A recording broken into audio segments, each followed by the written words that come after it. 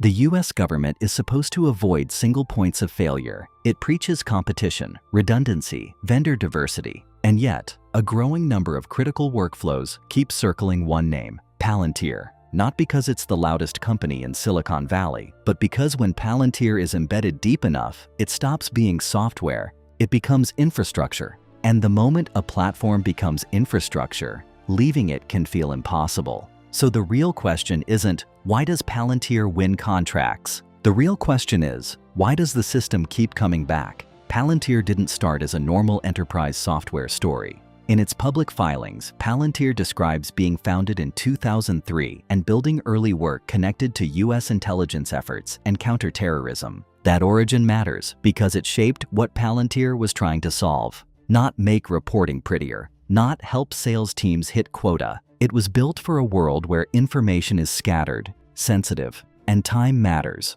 where the problem isn't lack of data. It's too much data in the wrong places, owned by the wrong systems, under the wrong permissions. Palantir's promise was simple to say and hard to deliver: bring chaos into one operational picture without breaking security. But that same promise creates a larger story. Because once you become the place where decisions happen, you start shaping what decisions even look like. Here's the clean mental model. Big agencies don't run on one database. They run on a patchwork. Different teams, different tools, different rules. Systems built years apart by different vendors for different missions. So when leadership asks a simple question, what's happening right now? The answer is often a compromise, a late report, or a guess. Palantir's platforms, names like Gotham and Foundry, are designed to connect those fragmented worlds into one environment where people can work from a shared operational picture. The pitch isn't just analytics. It's integrate data,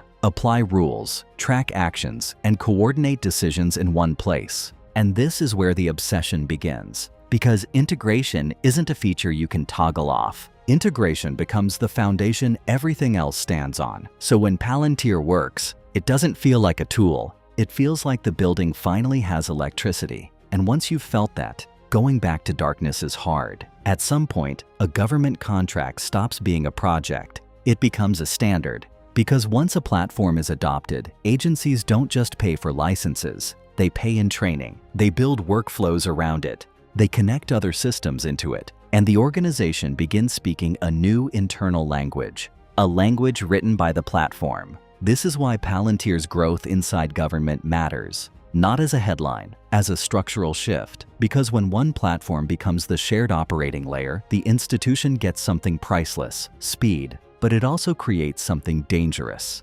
dependence. And that dependence is mostly invisible until a stress test arrives. Every integration platform has a dark mirror. The more systems it connects, the harder it becomes to remove. And it's not always because anyone is trying to trap anyone. Sometimes it's just physics. Once processes rely on one environment, switching means rebuilding the operational world. It means rewriting security models, retraining teams, revalidating decisions, and re-earning trust in the numbers. So the government faces a quiet dilemma. Do you keep standardizing because it makes you faster? Or do you diversify because resilience matters more than convenience? That dilemma is the heart of the Palantir obsession, not fandom, infrastructure logic. But the deepest form of lock-in isn't technical, it's institutional. Because over time, a platform doesn't just store data, it starts storing process. Who sees what? Who approves what? Which alerts matter? Which actions count as normal? And once that happens, the software is no longer sitting outside the institution. It is teaching the institution how to think. That's the subtle shift most people miss. The value isn't only in the dashboards, it's in the accumulated logic. The permissions, workflows, exceptions, audit trails, and operating habits that quietly harden into routine. So replacing the platform no longer feels like swapping vendors. It feels like erasing memory. And when an institution starts confusing one company's operating logic with its own operational identity, dependence stops looking temporary. It starts looking rational. Palantir's government story isn't purely technical. Public controversy has followed the company for years, especially around civil liberties, privacy, and the fear that powerful analytics can be used in ways the public never agreed to. And this is where the debate turns sharp.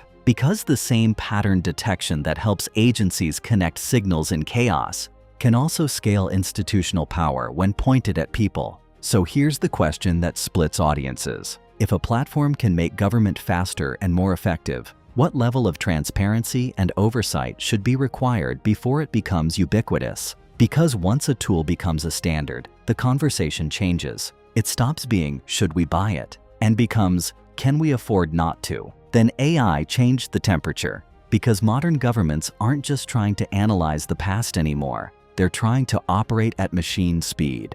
With human accountability, Palantir positioned itself directly in that wave. It framed AI not as a toy, but as something that could be inserted into real operational workflows, where decisions have consequences. And defense modernization created a powerful demand signal: integrate sensors, intelligence, logistics, targeting, planning, and do it faster than an adversary can react. This is where Palantir's operational layer strategy becomes magnetic. If your mission is speed, the platform built to unify data and action looks less like a vendor and more like an answer. But it also raises the stakes of the lock-in question, because dependence on a reporting tool is one thing. Dependence on a decision layer is something else entirely. Here's the mechanism that turns interest into obsession. In government, the way you buy matters as much as what you buy. When procurement pathways make it easier to expand a platform across offices, adoption can spread like gravity. And once adoption spreads, integration deepens. And once integration deepens, switching costs rise. This is the flywheel: easier purchasing to wider deployment to deeper dependence.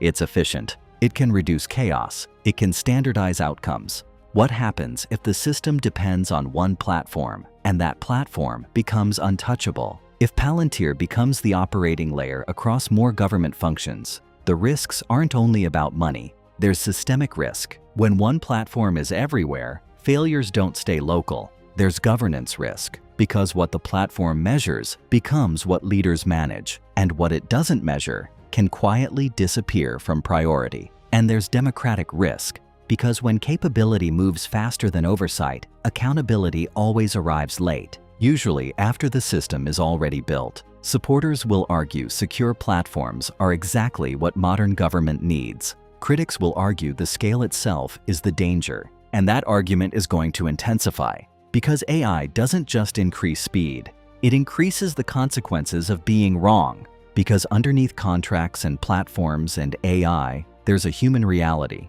It's about who gets flagged, who gets protected, who gets investigated, and how fast a system can act once it believes it sees the truth. So maybe the most important question isn't whether Palantir is powerful. It clearly is. The question is whether modern governments can build that power without becoming dependent on it. You've watched Triumphs and Troubles.